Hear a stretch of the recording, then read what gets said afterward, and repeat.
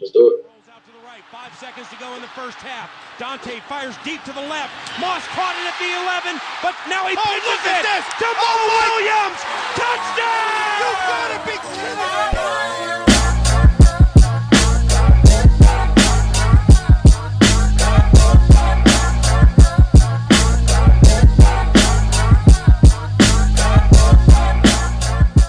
Welcome back to another episode of the Climbing the Pocket podcast. I am your host, Jason Brown. You can find me on Twitter at BrownJason. And since he's kind of already made an appearance, because right as we kicked in right there, you could hear Yinka going through, I think it was a bag of chips or something. So since he's already made his appearance on the podcast, I figure we'll kick it to Yinka first. Saxy Prince, what's going on, my man? Okay, first of all, that wasn't even me, so you can blame JR for all that. But no, I'm good. It wasn't me.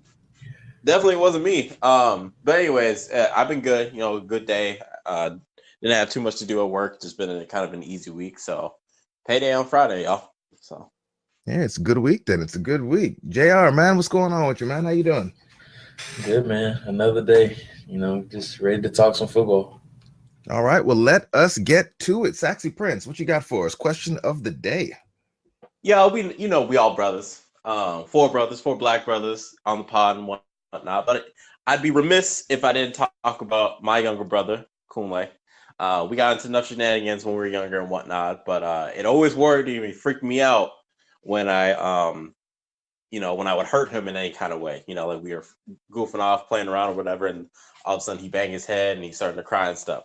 So what was like the worst, like, you guys induced incident with one of the siblings that you had? Mine was one time where we were playing around the beds and stuff, and then Kunle slammed his head on one of like the bed frames, and there's like a gash on his forehead.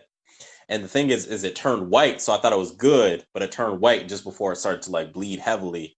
And he did one of those things where when you see a child start to cry, but then nothing comes out, and then like 10 minutes later, like they start really, really crying.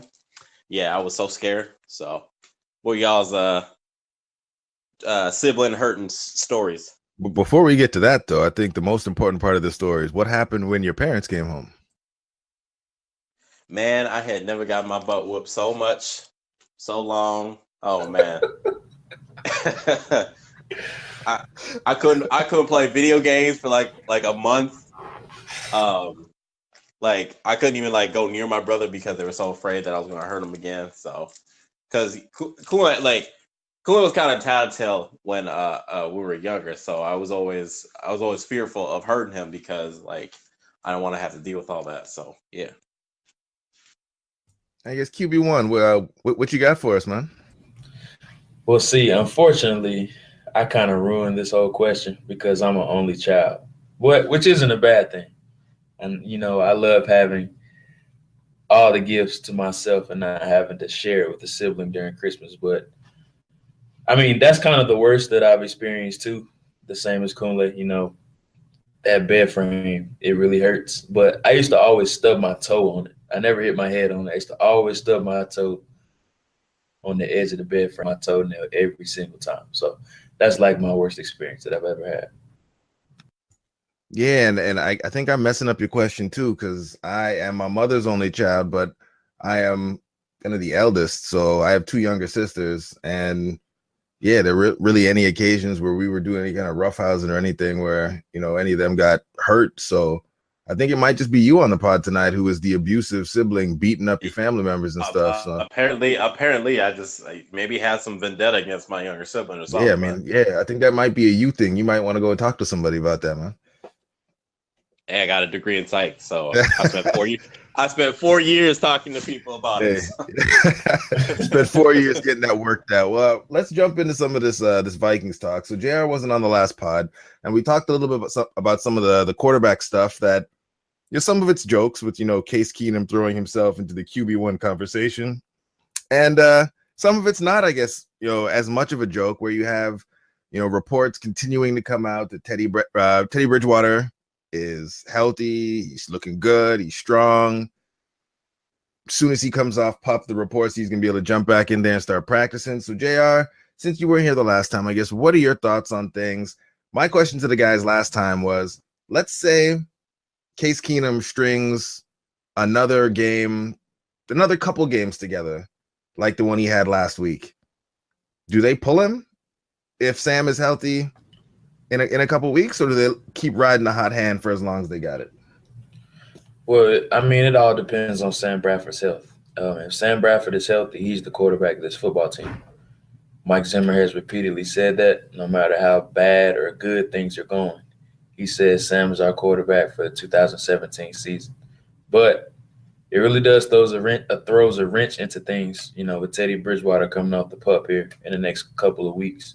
Also, if Case Keenum does continue to play well, it's going to be a tough decision just because chemistry is a big thing in pro sports. If Case Keenum is out there playing well, continuously having those outlier games like he did against the Buccaneers, it's going to be a really tough decision. And especially if Bradford comes back in there and he struggles. There's going to be rumblings about it. Everyone knows Bradford is a better quarterback than Case Keenum. That's a no-brainer just because of, how they performed at this point in their careers. But it's a really, really interesting situation because there's so many different variables and turns that this whole quarterback situation can take. But Sam Bradford is the quarterback of this football team if he's healthy. And, kind of continuing on the conversation of quarterbacks, you just wrote an awesome article for Purple PTSD where you broke down the game plan that we used to really let Case Keenum have that game that he did. But one of the things that you often will hear is that, ADOT and different things like that are kind of a product of the scheme. So that was kind of one of the things where we always talk about maybe Sam needs to be more aggressive, and people would always say that he's just doing what the scheme is asking to do. And with Shurmur through his entire career, Shurmur's always had Sam Bradford be a bottom third of the lead ADOT type of quarterback, very low risk throws for the majority of the throws, very few shots downfield. But like you just said, Sam Bradford is a more talented quarterback than Case Keenum.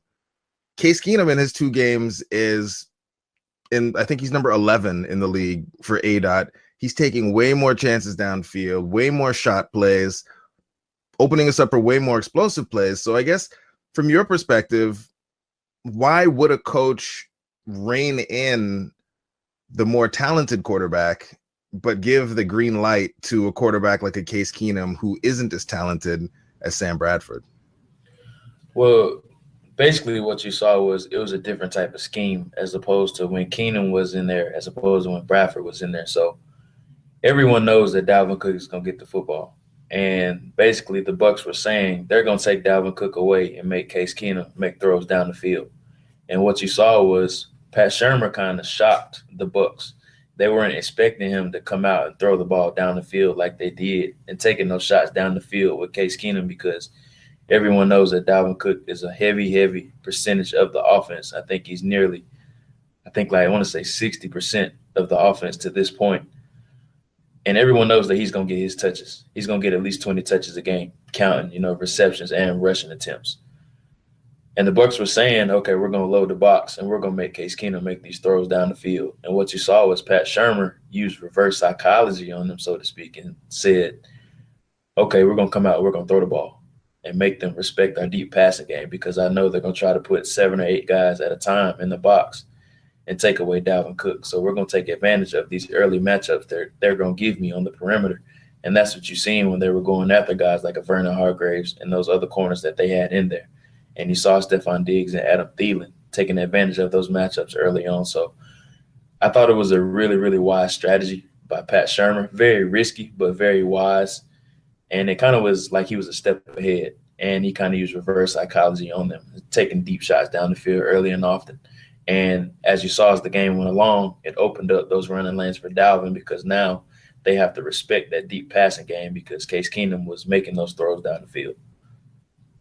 Yeah, and it's funny that you say that that Pat Shurmur kind of used the reverse psychology on him, but it actually goes along with something that that Eric Eager says a lot, and we got into it a little bit on the podcast that we did last night, where it's actually the smart play from an analytical standpoint because Case Keenum is a sub 60% completion guy for his career. His touchdown to interception ratio is, well, before this game anyway, was barely above 1-to-1. And so the smarter play is, I mean, you're probably going to lose your backup anyway. Why not wing it down the field and see if you can hit some big plays versus trying to have him methodically bring it up the field?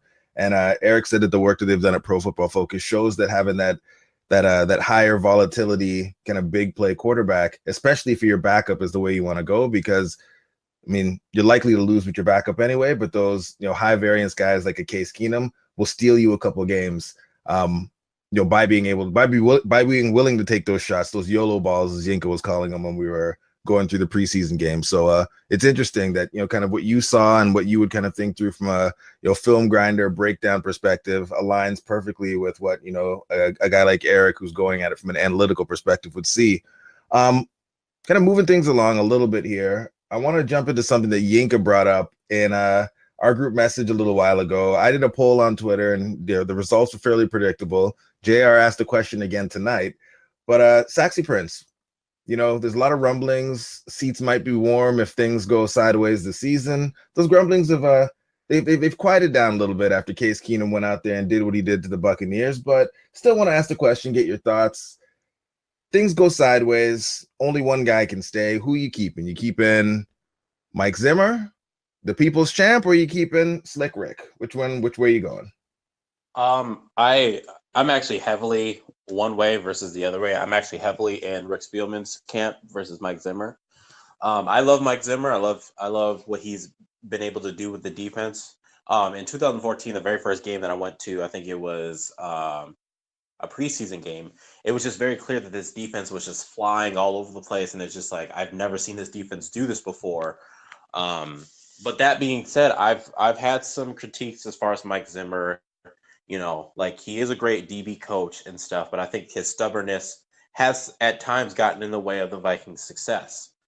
His inability to delegate properly has gotten in the way of the Vikings' success. So I think he's a really good coach. I think he's a really great defensive coordinator. I think he's shown he has the ability to be a good head coach. But I think some of the things that he does gets in his own way, and maybe doesn't always, maybe not always the greatest scout. I think we've talked about that a few times. As far as what I've seen with Rick Spielman, I think he makes enough decisions for this team to put us in the best position to win football games. I know that the Bradford trade is definitely met with some skepticism, rightfully so. What he's done within the draft, 2016, some of the picks, the higher picks that he's made have had some questions, but I think overall, I think he's done a fantastic job rebuilding this team so that we're in the conversation of, being considered. We're in the conversation of being considered, playoff and Super Bowl contending team. So, I mean, can you always find another Mike Zimmer? No, because he is very good at what he does. But I think it'd be a lot harder for us to find a good GM that's we haven't quite seen the success yet, but I think we've seen the growth and potential of what this team could be. And I think that's more on what Rick Spielman has brought to us than Mike Zimmer. Okay, all right. And JR, how about you, man? Quick reaction. What are your thoughts? Mike Zimmer, Rick Spielman, which way you going? This was a really tough question for me, but I mean, I'm in agreement with Yinka. I got to go with Rick Spielman just because the team and the pieces that he has put in place in Minnesota has really been phenomenal.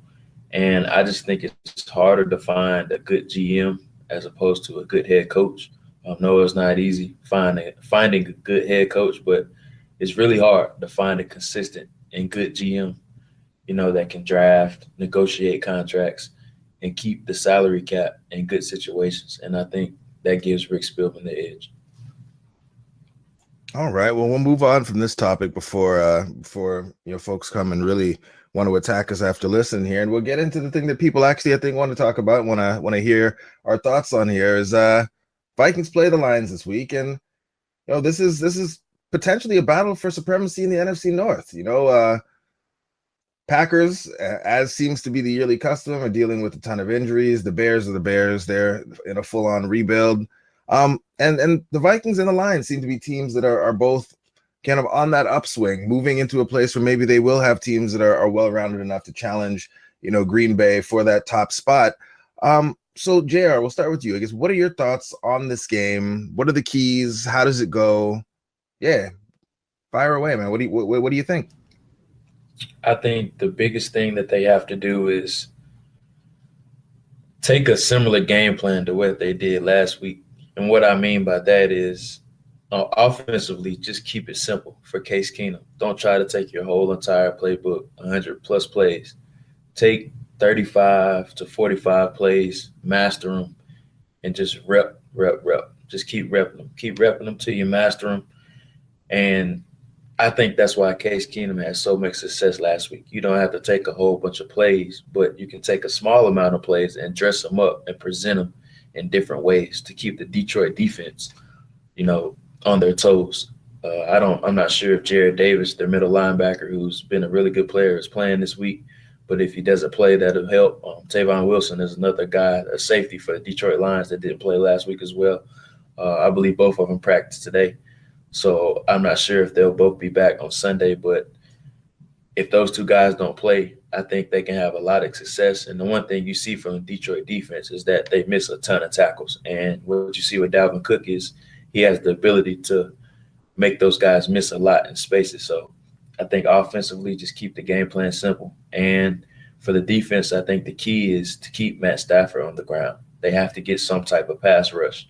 And Everson, I loved Everson Griffin calling out Greg Robinson today. And that shows you that, pass rush is key for this week. So just the offense to keep it simple and for the defense to get some type of pass rush just to keep Matt Stafford on his heels. And if there was one matchup that concerned you, either offense or defense, which way would it go? Who's the player on Detroit that you are most worried about, taking over the game on either side of the ball? Defensively, I have to lean towards Darius Slay. I got a lot of respect for his game. I think he's a top 10 to 15 corner in the NFL, very underrated. And offensively, it has to be Theo Riddick out of the backfield, very elusive. Seeing guys like Anthony Barr and Eric Kendricks having to guard him out of the backfield kind of worries me a little bit just because he's so shifty.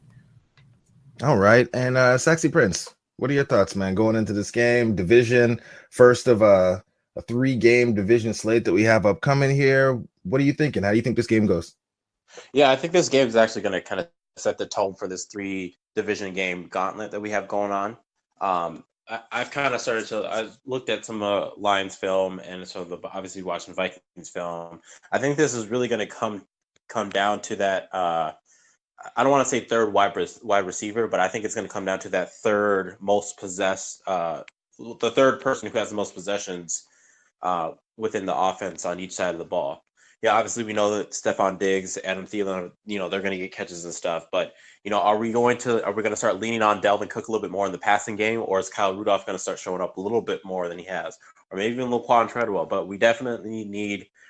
I'm definitely looking at how that third person has the impact, because I do think that that's going to be the deciding factor than we might think in this game.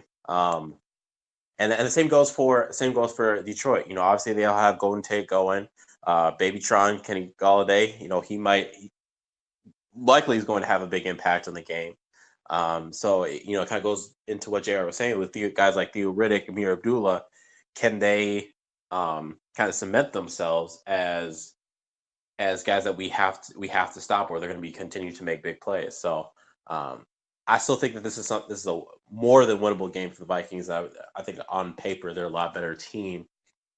But yeah, that's where I'm really looking at for,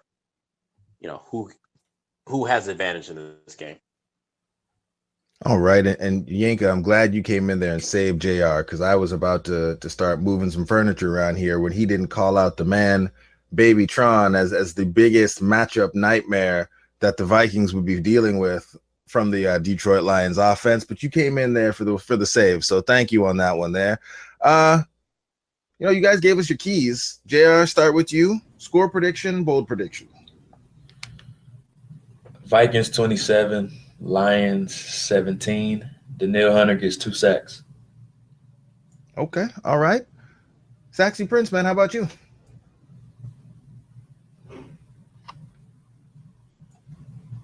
Sexy Prince? Sorry, my bad. I'm going to say Vikings 27, Lions 19. And I think my bold predictions is going to be I think Adam Thielen gets 2 touchdowns this game. Okay. All right. And I think the Vikings are going to win a very close one. So I think the Vikings will win this one 31-28. And my bold prediction, since Miles is not here, my bold prediction will be in memory of Miles. My bold prediction is that this is actually the week where the man Laquan Treadwell scores 1 touchdown. Because if you look at the matchups, Treadwell on Nevin Lawson, that looks to be a matchup that he should be able to win. So Treadwell is getting in to the end zone. And the second part of my bold prediction is that Kyle Rudolph will have over 50 yards receiving and a touchdown this week. Because, it's time. So you do agree that that third guy is going to be really important in this game. Well, yeah, no doubt. I think that what I'm really, really, really actually excited for is I'm really excited to see how this matchup between like Stephon Diggs and Darius Slay goes. That looks like it'll be a good one. I'm interested to see Thielen put Quandre Diggs to the test to see if the renaissance that he seems to be showing per Pro Football Focus's grades is actually for real, or because I think he was like their worst graded cornerback last year and is in the top 5. So I'm really interested to see how that turns around and if he actually is good or if it's just kind of a small sample quirk. And but I think that this is the game that Kyle Rudolph will make some noise, and hopefully for Miles' sake, our man Treadwell, sophomore surge, gets on the board. But also like Arif said, just in time to let Michael Floyd come take his spot. So that's where I'm at with it. I am curious though, because I've tried to wrestle with this in my mind, see how it works like logistically. If it makes any sense to just play Rhodes on one side and Wayne's on another side, or if it makes sense to have Rhodes shadow Golden Tate. I'm kind of wrestling with if he should shadow or if he should just kind of play sides and lock down his side. Yeah, I don't know. I've gone back and forth on this one. JR, I guess, do you have a strong take on this? You think we play sides in this game, or you want Rhodes kind of out there trying to lock down the number 1 Golden Tate for Detroit? No, I think they'll play sides in this game. Yeah, and with them playing sides, I guess, what would you be your biggest concern? I guess, how do you feel about Trey Waynes on a Marvin Jones or even on a Galladay? It's definitely scary. I think the slot scares me more than anything. I'm not sure if they put Galladay in the slot yet or anything like that, but any of those guys in the slot really scare me. All right. Well, it seems like you had a question about the Lions and how they align their guys, and we have the perfect person here who just joined us who should be able to answer some of those questions. So Mike Payton is on with us this evening. He's going to preview things in the Vikings-Lions matchup from the perspective of the Detroit Lions. So, Mike, thank you for joining us here on the Climb in the Pocket podcast. Hey, guys. Thanks for having me. Awesome. So we will get you started with an easy question, a little icebreaker here. Yes, tell us a little bit about yourself, where we can find your work, and how you became a Detroit Lions fan. I write for Pride of Detroit and cover college and high school sports for Holland Sentinel, which is our local newspaper, kind of a small town here. But obviously, I think I became a Lions fan probably the same way you guys became a Vikings fan, just kind of watching it, with the family growing up, with my dad and my grandpa and all that stuff. And, it's just one of those things that I just can't seem to shake. That's awesome. So a couple things we want to get into here, I guess. Thing that made a lot of news in the offseason was Stafford getting all that money, and then something that's made a bit of news here recently is the fact that it looked like Caldwell also was extended, and they just didn't make an announcement or a big deal of it. So I guess, how are those things playing amongst the fan base? What do Lions fans think about all the money that Stafford is making, and if that is the right way for you guys to go about building the team? And what are the thoughts on Caldwell in the fan base? Because I know that at times, because he is that kind of mild-mannered, quiet guy that sometimes people do seem to want to turn on him with a quickness. So are people happy that Caldwell was extended, and how do people feel about Stafford? As for Caldwell, it's a really mixed bunch. I don't know how familiar you guys are with the Detroit Lions and their fans, but we have this thing around here where we always want to start the backup quarterback, and we always want a brand new head coach and brand new this and the brand new that. And I think that that's extended over to Caldwell, as it always has. And I think Jim is the perfect man for the job. I like the continuity that he brings to the squad, and I think that just having him and the presence he brings in the locker room, and the fact that all these guys trust him so much, it's such a big deal, towards winning in the future. But with the fans, a lot of them want the whoever the new hot coordinator is, or they want Matt Patricia, or they want Josh McDaniels, somebody that is affiliated with the Patriots and Bob Quinn. So that's kind of the read on that. As far as Matthew Stafford goes, early on it was, how could you pay this guy that much money? Because he's never won a playoff game. And then I got to remind these guys the quarterback wins is not a real stat. I think you and I have talked about that before, JR. And now that the season has begun, Stafford has actually been playing quite well. He's only thrown one pick, which is actually the first pass of the entire season. Otherwise, he's been on fire. He's already an MVP candidate. He's well worth the money. If you want to build a team, you got to have a great quarterback, and they are definitely going the right route there. All right, and then I guess the next question is kind of, how have things gone for Detroit? Because one of the things that we do notice as fans, you kind of look at Detroit over the past couple of years, it seems that you guys win a lot of really weird games, a lot of close games, a lot of seemingly, I guess from the outside looking in, kind of fluky games that you guys are kind of in there, where like one play here or there is kind of the deciding factor in whether it's a win or it's a loss. So this year, how have things gone? Is it the same thing, or is it more of kind of the same, cardiac kids routine from the Detroit Lions? Well, the first two games, against Atlanta, or not Atlanta, but against Arizona, a lot of people like to call that a comeback, but I don't really see it that way. The Lions kind of, they stumbled early, and then they wound up kind of just dominating the Cardinals. Once the game was over. Then obviously in New York, they surprised a lot of people. They were able to get in the end zone a few times on that Giants defense. It's supposed to be one of the better defense in the league. And then, last week, obviously, they didn't win the game. Technically, they did, and I'm going to tell the whole world that they're 3-0. I don't care what anybody says. But I think you saw that cardiac cat style play that the Lions have shown over the past 4 or 5 years, and it is a really thing. This Lions team has all the offensive capability in the world, but for some odd reason, they just like to get behind. And whenever they're behind, that's when they seem to just turn it up and become a better team. So, I think if you ask any Lions fan, a win is all that matters.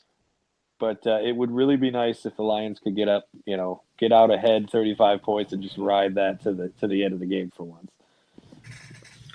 Mike JR here. Thanks for JR. joining us, man. Once again, you guys drafted one of my favorite players in the entire draft, in Jarrad Davis in the first round. Just talk about his impact so far. I know he missed the game last week with the concussion, I believe it was, but just talk about his impact and how he's played thus far. I think the biggest way to talk about Jarrad Davis's impact is his impact when he's not on the field. And you guys, I don't know if you saw Sunday's Lions game, but Devontae Freeman and Tevin Coleman were just running all over the Lions, and that's not an odd thing. We all know that's probably the best running back duo in the league. But Davis, with Davis in the lineup, he is able to kind of help in the run stop area. He's able to help, especially against tight ends. I know that Kyle Rudolph could have himself a day on Sunday if Jared's not playing, and as could Dalvin Cook. But you definitely noticed that Jarrad wasn't there, and the field was a lot more open for the running backs and a lot more open for the tight ends over the middle. So not having him is a big deal.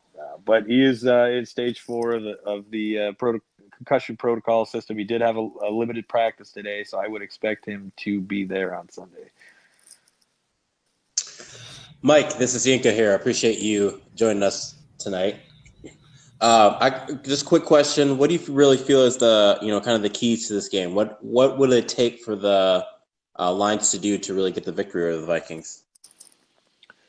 They're going to have to control the Vikings defense, and that's not an easy feat to do, especially with their offensive line being kind of beat up a little bit. We don't know if TJ Lang's going to play at this point. He did not practice today with a fibula injury, which no one seems to know what that is because it's never been listed on the injury list before. They've got Greg Robinson in there, who is obviously, we all know how bad Greg Robinson is, and then we don't know if we're going to have our starting center and Travis Swanson back for the game. He did practice today, but it was limited. So it's going to be hard for the Lions if those players are not there, especially with, guys like Everson Griffin, on the defensive line who can just get home on so many offensive tackles in this league. And if he's going up against second-rate guys, he could eat all day. So I would definitely say it's the Vikings defense that the Lions are going to have to worry about. Case Keenum came in last year as a member of the Rams and threw 19 straight completions. So if the Vikings wind up going with Case Keenum, there's something about the Lions and backup quarterbacks. They just can't seem to play well against them.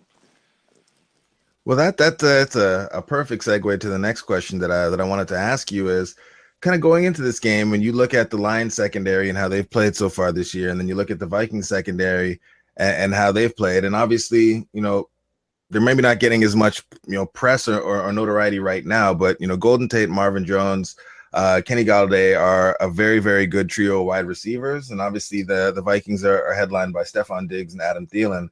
So when you look at these matchups, wide receivers versus secondaries, I guess, which side do you see having an advantage? At this point, I certainly don't want to sound like the homer here, but I've got to go with the Lions. I really like Xavier Rhodes. I think he's probably the best corner in the league right now. But outside of Xavier, I'm not really sure what you guys have that could compete, with his type of ability. But then again, on the Lions side, they've got Darius Slay and Glover Quinn, who's playing like an elite safety right now, and they've got Nevin Lawson and Quandre Diggs, two guys that are both rated very high and on Pro Football Focus. I know Quandre, I think, is the 6th rated corner in the league right now as far as coverage goes.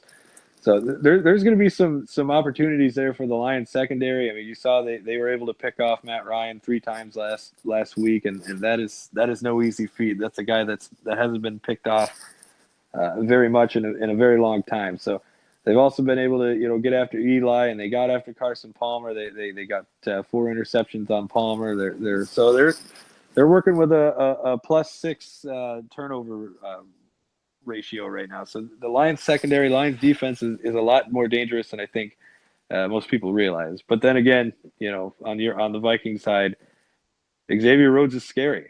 I know Mike Evans doesn't seem to think so, but he got pretty embarrassed on Sunday. Well, all right then. I guess Yinka, JR, did you have any follow-up questions before we get to the final 2 here? All right, we'll take silence as golden then, I guess. So, Mike, I know that you said you're writing a couple places there. I guess what upcoming projects do you have, and where should we look for them? Well, tomorrow morning I'll have the random stats article coming out. It's basically every week I go through the history of the Lions and whatever opponent that they're facing, and I pick out the most obscure facts and stats that I could find, like how many birds has the Bank of America Stadium killed this year, stuff like that. That'll all be out in the morning. I highly guys give it a look. It's a pretty good piece. It's pretty funny. You guys might think you might get a laugh out of it as well. Awesome. We'll definitely check that out. And then final question, I guess it's a 2-part one for you. What is your bold prediction for this game? And then what is your score prediction for this game? Bold prediction. I mean, if I'm going overly bold, I think that I think that Golden Tate will have a good day against Xavier Rhodes. I'm not going to say he's going to get 150 yards and 3 touchdowns or anything crazy like that, but I think he can get in the end zone against Xavier. So that is my bold prediction. So Golden Tate's getting in the end zone, but you got to give us some yards here. I mean, how many yards is he putting up? I think that Golden can put up 100 yards. I mean, this is a guy that led was in the top 5 in the league in yards after catch last year and led the league in broken tackles. So he's a hard guy to stop. He's a problem. But then Xavier Rhodes, like I said, he's probably the best corner in the league. That should be a fun matchup. But I think they're going to kind of throw Golden all over the place, and I do see him getting 100 yards. I'll probably throw a touchdown in there too. Awesome. And what about the score, man? Score now. This is a little different, and I'm going to sound like a total homer right now. And the thing is that this is a really upset Lions team. They are extremely mad about what happened to them on Sunday, and I know the Vikings have been playing pretty well lately too. But I just see the Lions coming out with a vengeance in this game. So I'm going to take the Lions with 35-24. Ooh, 35 points on a Mike Zimmer defense. I love it. The Vikings season might end on Sunday if that happens. But maybe even more bold, only 24 points by a Case Keenum-led offense? I mean, did you see what he did last week? I know, guys. Like I said, I'm going to sound like a homer, but I'm telling you, this team is riled up, man. They are looking for blood. Well, that is awesome, man. Thank you for coming out. Thank you for the insight. We'll definitely check out that piece tomorrow. And I guess have a good night, man. All right. Thanks, guys. Thank you, Mike. Thanks, Mike. Wow, 35 points, guys. 35 points. Whew, man. But it's like, so obviously, Mike is a Detroit Lions fan. He writes about them. So, and he couched his answers a couple of times by saying, I don't want to be a homer, but it's not just Mike. One of my coworkers up here is a diehard Lions fan, and they are a confident bunch. He has been talking just slick for weeks now. Like, he really thinks they might go to the Super Bowl or something. And I don't know. I look at them and I just don't know if they're really that good. We shall see. 19 straight completions for Case Keenum. What is this? Like, Case Keenum gets in, and maybe they signed him because he was, the Buccaneers and Lions killer for this stretch of the season. We just didn't know it when they picked him up. I want to think about. I think in the Mike Zimmer era, I want to say 4 times Zimmer has ever had a team put up 35 or more points on them. The Seahawks in 2015, the Green Bay Packers, I believe, in 2015. Green Bay last year. And Green Bay last year. Yeah, Green Bay last year. Colts. The Colts last year too, right? And then the Colts. Those are the only teams that are, and did the Redskins, Washington, I mean? I don't think they got that many. I don't know, man. This is your obscure stat. You're supposed to look this one up, man. he said it out of nowhere, and I'm thinking to myself, no, that doesn't seem about right. All right. Well, before we transition to wrap the show up, close things off here. Yinka, you are. I see you warming up there. You had another game this week, so we need to recap. You got to let us know how to go this week. We saw the stats on Twitter. How's it looking? You're getting into rhythm. Second game out there. You're starting to sync up with the receivers. What's going on, man? Yeah, man. There's a little bit more action happening this week. I actually showed up. I wasn't late, but I didn't get enough time to do install this week, so it was still a little bit more of like. It sounds like you were late, sir. Sounds like you were late. Guys just running everywhere and whatnot, but we lost again this week. But I took the approach to try to just be the good leader, just let everybody. Everyone wants to play quarterback until they start playing quarterback, and then they realize I don't want to play quarterback no more. So there's a lot of QB1 JR as someone with a bit of experience with this. I can't remember. There's an expression that they always use when they're talking about the quarterbacks and coming to the facility. Is it shows up right at game time? Yeah. First in the build, something like JR. What's that expression about quarterback? First one in, last one out. Okay. So first of all, before you start attacking me and all that stuff, The week before, I actually was the first and last one out the building. This one was just a unique week because I was coming out of. I have the short film I think I told you guys about that I'm shooting in a couple weeks. I had some prep to do for that. That's why I ended up the schedule's over the top. But some interesting news. There's a chance that we might have an appearance by one of the Climbing Pocket podcasts own Miles Gorham. He might be coming in for this next week. So I might get an upgrade at wide receiver. Even though I'm really proud of my team, I'm really proud of my wide receiver core. They're doing really great. Our women are doing beasting it up. Guys are getting open and whatnot. So yeah, we'll see how it affects my ADOT completion percentage, amount of touchdowns that I throw. Twitter kind of roasted me a little bit because they're getting a little concerned about the amount of picks that I'm throwing. So yeah, thus far that TD to interception ratio, we need to work on that, man. It's not good. We do. We really do. I'll take full responsibility for that. I need to throw a little bit more as far as touchdowns and whatnot. We got to have some yards. You didn't put yards on there last time. Yeah, it's weird because like I think the field's probably about maybe 50 or 60 yards or whatever, because you can really only get like 2 first downs and then you're in first and goal. So it's probably like field's probably only like 40 or 50 yards or whatever the case is. But I'll start dropping some yards this week. Hey, so. When we getting that video footage, man? Oh, this next week I got someone coming out. I was like, hey, can you come out and watch the games? Start videoing some stuff. So y'all have some video to come along with your roasting. So yes, sir. I'm ready. No, roasting. We are putting together the hype film. The hype film, man. Y'all to find a fire extinguisher for somewhere. We can have you and Miles coming through the smoke like old school Miami. We ready, man. We gonna get some music on there for you. Hey, it's install week, man. I got plays drawn up. But here's the crappy part is, I've been letting my one of my teammates kind of run the defense a little bit more, and he had me kind of play QB spy, slash kind of defensive end and whatnot, which didn't really fit me because I'm my best cover corner. So they put up way too many touchdowns on us, and we got into a hole really fast. So that's when we had to stretch the field a little bit more. And I'm gonna as the one of the leaders on the team, I'm gonna like definitely veto me playing a QB spy.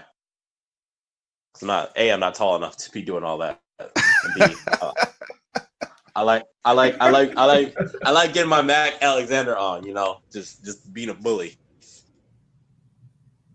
Well, we are looking forward to it, man. We definitely need to get that footage of you and Miles out there. What I will ask, because we do have a podcast to record, and we're gonna need Miles because need him to get out there early, get some warm up in. We can't have any pulled hamstrings or anything like that because Miles' wife, she'll shut that down on him.